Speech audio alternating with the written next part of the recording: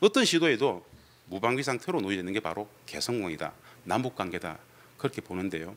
일단 그 말씀들을 좀 한번 드리면서 전체적인 지혜들 공단을 다시 재개했을 경우에 어떻게 그것을 고도화시킬 것인가에 대한 과제로서 한번 지혜들 나눴으면 좋겠습니다.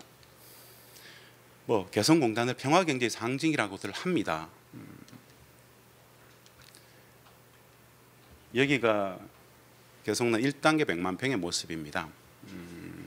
남과 북이 2000년 6.15 공동선언에서 2항에서 전체적인 남과 북의 통일의 지향 방향에 대해서 합의를 하고 4항에서 민족경제의 균형적 발전을 위해서 남북경협을 합의했던 그 상징적 결과물이 2000년 8월에 개성공단 합의로 나오게 됩니다.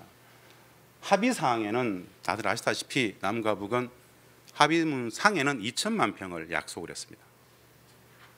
그러나 구두상으로는 말입니다. 그 협상이 진행되어 가는 과정 속에서 구두상으로는 이 2천만 평을 하고 나서는 4천만 평, 1억 평까지 확장해 간다라는 구두 합의가 있습니다. 어마어마한 겁니다. 이것을 만들었던 이유는 우리들의 관념 속에 어떤 프레임이 하나 있는데 개성공단 그러면 휴전선 넘어 개성 땅에 있는 공단일까라는 생각들을 다들 하게 됩니다. 그게 아니고 남북의 분단을 넘어서 평화로 통일로 만들어 가고자 했던 먼 이후의 통일 시대를 꿈꾸면서 남과 북의 평양, 서울을 두고 실질적인 통일을 지향하는 과정 속에서의 남북 평화의 상징적 도시로서 만들고 싶었던 그 합의가 개성공단이다라고 보셔도 되겠습니다. 북측이 꿈꿨던 개성공단 전략일 수 있습니다. 공단 800만 평과 배후도시 1200만 평입니다. 도시가 더 큽니다. 2천만 평이란 말입니다. 그것을 4천만 평, 1억 평까지 가져가고자 했던 최초의 개성공단의 상징은 그랬습니다. 여기가 파주 문산의 아파트입니다. 휴전선인데요. 휴전선으로부터 불과 4km, 5km밖에 안 됩니다. MDL로부터 서울에서 광화문에서 저희들이 주로 이제 아침에 출근할 때 버스 같은 거 타면 차를 몰고 가면 딱 1시간이면 들어가죠. 60km밖에 안 됩니다. 굉장히 지근거리 있는데요.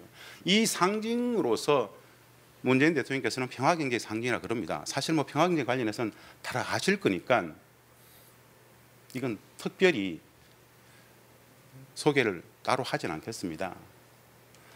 이런 이야기를 했어요.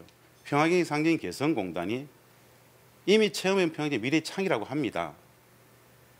한번더 평화경제는 동아평화경제의 핵심 축이라고도 하는데요. 그 이야기인데 진짜 남과 북에게 개성공단은 본질적으로 어떤 의미였는지에 대해서 한번 보려고 합니다. 독특한 의미가 있습니다. 어떤 의미냐면요. 첫 번째는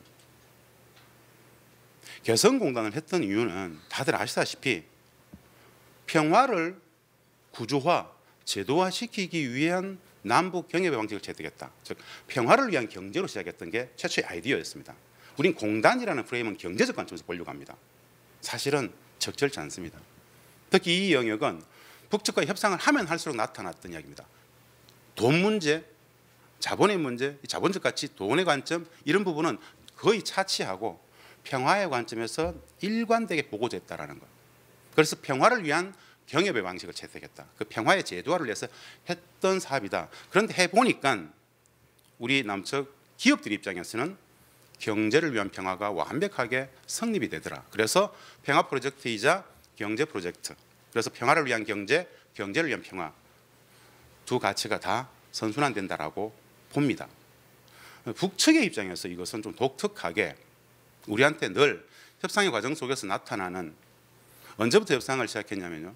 청와대에 있을 때 남북 협상을 했던 그 말고 2008년 이후 개성공단을 중심으로 수많은 협상을 했을 때 북측이 내놨던 여러 많은 담론들. 북측은 이 개성공단을 말입니다. 남북 당국 관계에 있어서 평화적 당국 관계의 시금석 바로미터 정도로 봅니다.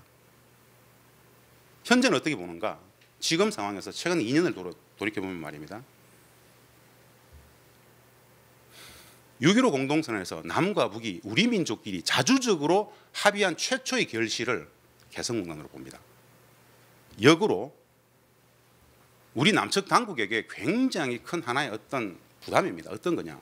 북측은 우리에게 귀측이 남측이 미국과의 관계 속에서 독자적 자율성을 가지고 대북 정책을 펼칠 수 있는 그 바로미터를 개성공단에 대해서 미국 반대를 무릅쓰고 할 수 있어? 라는 질문으로 던집니다. 굉장히 함의가 큰 의미죠. 현재 우리는 소위 말하는 국제 제의 프레임, 제재의 프레임에 갇혀서 한 발짝도 못 나아가고 있죠. 그 이야기인데요. 2018년 9.19 평양선언에 보면 우선 조건이 마련된 데 따라서 개성공단과 금강산 관광을 우선 정상화하자고 합의를 하죠. 9.19 평양선언 합의입니다. 굳이 왜 그거 딱 찍어서 개성과 금강산을 넣었는가? 북측이 아주 집요하게 넣었습니다. 이걸 할 수 있겠는가? 사실 9.19 평양선언 이후에 10월, 11월 한미 워킹그룹에 갇혀가지고 북측이 공단 재개에 대한 실질적인 협상을 전개해야 되지 않겠냐고 했을 때 제재의 프레임을 이야기하고 한미 워킹그룹을 이야기하고 하면서 계속 차일피일 미뤘죠. 그 비핵화 프레임과 제재의 프레임에 갇혔기 때문에 못했었습니다. 그거에 대해서 북측이 아주 일목요연하게 정리했던 내용이 바로 2019년 1월 1일 날의 신년사였습니다. 남측 당국이 계속 제재를 이야기하고 비핵화를 이야기하고 차일피일 미루고 개성단의 돈줄, 달러박스 이것이 제재 위반이 될 수 있다. 이런 이야기를 하는데 이런 자에 그렇게 얘기했었죠. 아무런 전제 조건이나 대가 없이 개성공단을 할 수 있다. 할 용의가 있다고 얘기했었습니다. 그 정치적 부담을 같이 지기자는 이야기였습니다. 아무리 제재를 넘어가 보자는 얘기였었어요. 근데 사실 2019년 1월 1일 신년사 이후에 또 우리는 개성공단 문제에 대해서 어떠한 답변도 북측에 내놓지 못했었습니다. 왜 북측은 그렇게 집요하게 개성공단 얘기했을 것인가에 대한 우리들의 성찰이 별로 없었습니다. 그냥 단순하게 제재 때문에 안 돼라는 그 프레임에 갇혀 있다는 것이죠. 정책 실패가 계속 노정되었던 과정이었는데요. 그 이야기인데요. 단순한 소개로 말씀드려보면 개성공단의 모습입니다. 이곳은 도라산 전망대에서 바라보는 개성공단과 개성시의 모습입니다. 고전적 의미에서 제가 정리하는 개성공단의 상징의입니다. 가치, 평화의 가치가 상호 존중하고 화해협력하고 공존 공영했던 평화 번영의 장이다. 사실 우리가 북측에게 90년대 계속 경협을 이야기했을 때 북측은 조금 시니컬했습니다. 무슨 말도 안 되는 소리냐고. 전쟁도 안 끝났는데 무슨 전쟁 중에 경협을 하냐고. 가장 우선은 평화협정 체결이 우선이다. 평화협정만 체결되면 남북 경협 아니라 뭐라도 다 할 수 있다. 근본 조건인 전쟁 상태를 종식시키자. 그게 북측의 기존 입장이었죠. 우리 입장에서는 조금 난감했습니다. 휴전협정 자체가 아시다시피 미국, 북한, 중국 3자 간의 특히나 북미 간의 문제이지 않습니까? 우리가 휴전협정의 조인 주체가 아니에요. 그래서 북측에게 우리가 했던 이야기는 좀 소극적이었습니다. 지금 당장 평화협정이 체결이 안 된다. 남과 북이 경협을 통해서 신뢰를 엄청나게 올려버리면 그 힘으로 평화협정도 강제할 수 있다라는 입장이었어요.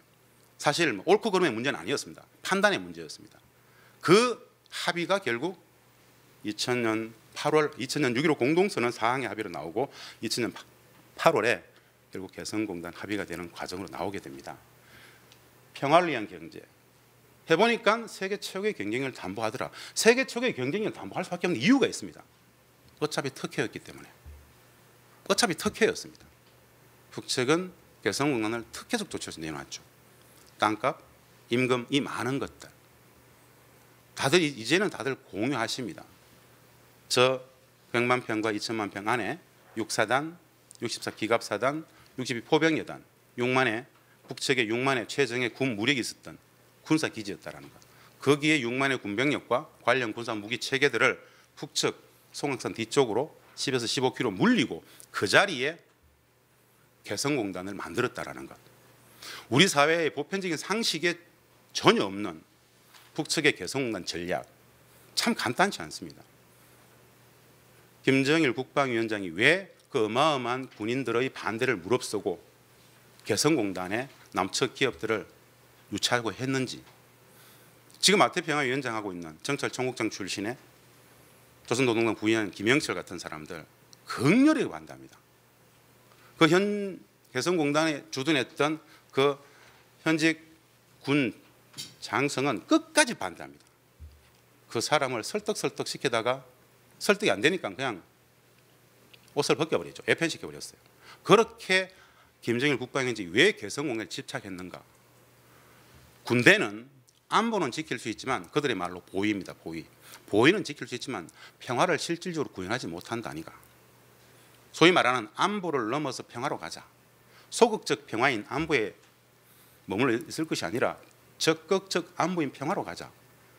군대가 빠진다. 그 자리에 남측의 기업들이 3,000개, 5,000개가 들어오고 그 연관 협력업체들이 남측에 8만 개, 12만 개가 돼버리면 그런 개성공단이 2개, 3개 되어버리면 한반도의 남북 간에는 물리적으로 군사적 충돌은 불가능하다. 소위 말하는 개성공단에 대한 김정일 국방위원장이 개성된 전략입니다. 소위 말하는 우리 사회 속에서 보편적인 상식에 있는 돈줄, 달러박스, 외화벌이라는 이야기가 사실은 우리들의 상식이긴 하지만 진실과 너무나 거리가 멀죠. 이 간극은 분단체제가 만들어내는 인식들인데요. 평화의 공단, 경제의 공단, 안보, 통일, 문화, 미래적 가치들까지 같이 담보되어지는 14년간 해봤습니다. 매일매일 다름과 차이들이 서로 소통하면서 서로를 배워가는 곳, 어마어마한 곳이죠. 평화도 경제도 함께 다 이 가치들을 만들었던 4가지 가치 의의가 있는 곳이 개성공단입니다.